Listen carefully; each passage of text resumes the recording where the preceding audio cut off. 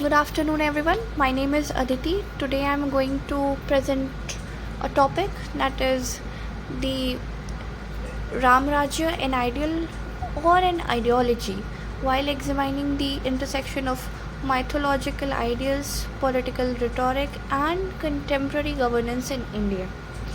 So, firstly, we'll begin with the conceptual understanding of the word that is Ram Rajya.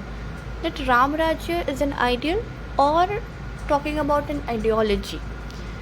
So when we hear the term Ram Rajya, most of us immediately thinks of something perfect, that an ideal world where everything is just peaceful and well organized. This idea comes from a very ancient Indian epic that is Ramayana, where it is described as the kingdom of an ideal king. So in that story, his kingdom Ayodhya becomes a symbol of perfect governance where people are happy, there were no injustice, and the ruler always followed dharma, meaning it was based on the moral duty and righteousness. So in simple word, Ram Rajya is not just a place, it is an idea of how a society should ideally function. Right. So let's understand this term in a very simple terms, right? So if I explain it in a very relatable way, so let's imagine a place where no one feels unsafe and leaders are honest and responsible. Laws are fair for everybody, and there is no sense of discrimination or corruption. So it's like imagining the perfect version of society, just like the students sometimes imagine an ideal school where everything works smoothly. So Ram Rajya represents the ideal state as its core, and it is also based on the four main values, that is dharma, justice and equality, prosperity and harmony. So the first one is moral leadership, that is based on dharma, that rulers should act ethically. Second is justice and equality, where everyone is treated fairly. Third one is prosperity, that no poverty suffering was there. And fourth one is harmony, that there is peaceful relationship between people and the state, right? Now this is where things get interesting. Like the idea of Ram Rajya is not just limited to mythology anymore. In modern India, political parties like the often use of this concept in their speeches and campaigns, but they don't literally mean recreating the ancient kingdom. So instead, they present Ram Rajya as a model of ideal governance, that a country that is developed, culturally rooted and socially harmonious, right? Like for example, welfare schemes like free food, housing are presented as steps towards a just society. Like infrastructural development is shown as progress towards prosperity, and cultural projects such as constructions and reconnecting the people of India with India's heritage and its historical context. So it's like, so for supporters, Ram Rajya becomes a symbol of development plus cultural identity, but not for everyone. So it means that this concept or this idea of Ram Rajya in contemporary times also have several criticisms. And there is where the debate begins, that is Ram Rajya really an ideal for everyone, or is it becoming a political ideology?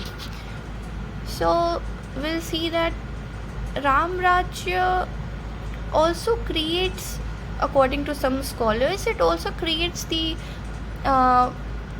the threat of exclusion for minority communities. Like some scholars argue that since Ram Rajya comes from Hindu mythology, it may not represent the people of whole community equally in a diverse countries like India. Where India is a place or a land of diversity, it cannot treat, or it doesn't treat everybody in the same pattern, or with the same equal manners, right? So we have to think about it. Like India has people from many religions. They are from Muslims, Christians, Sikhs, Buddhists, and others as well. So if governance is strongly linked to only one religion or only one religious idea, so there are some groups that may feel left out. So critique asks that can one cultural narrative represent everybody in such a diverse nation? So the answer is no. Like in a land like India, where we have different people from different diversities, we cannot rely on one religious idea that is included in one religion. So we have to think about the whole community, or the upliftment, or the respect of every community on the basis of religious identity.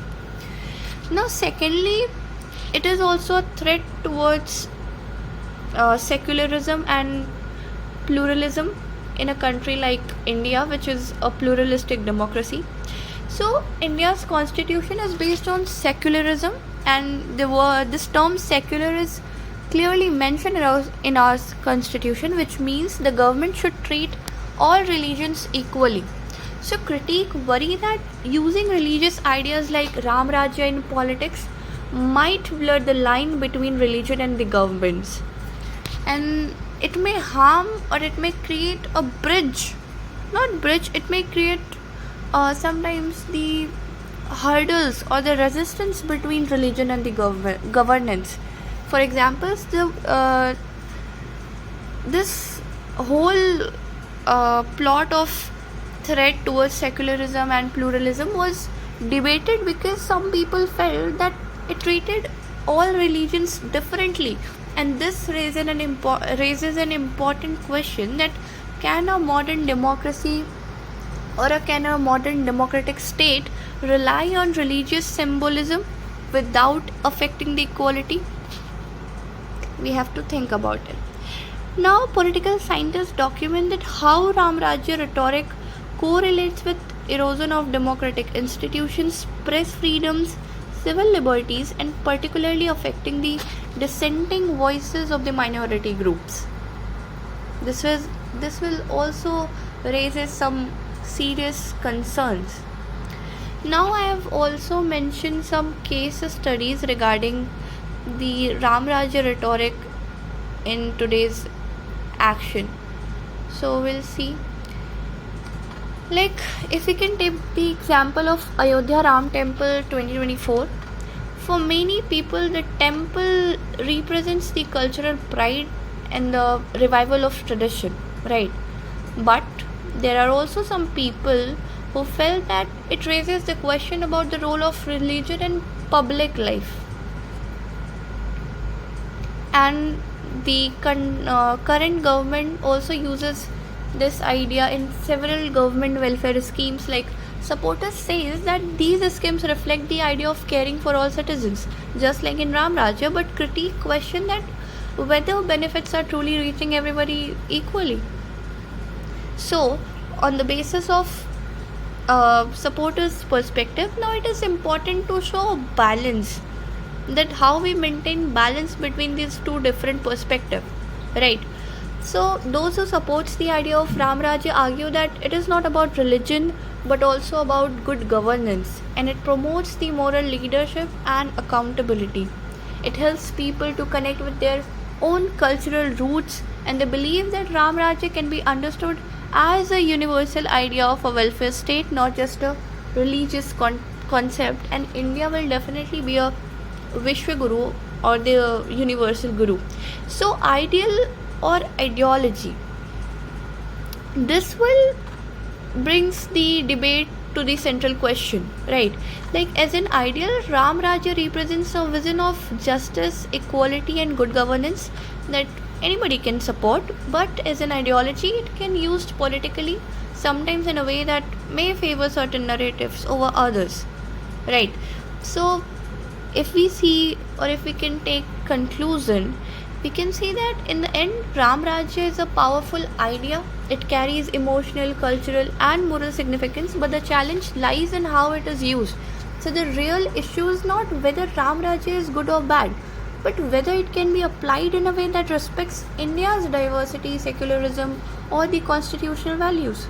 Like, if interpreted inclusively, it can inspire a better society, but if used narrowly, it may create divisions or the lines. So, ending the line of impact, we can see that Ram Rajya should not just about looking back as a perfect or a past, but also about building a fair, inclusive future for everyone. Thank you, guys.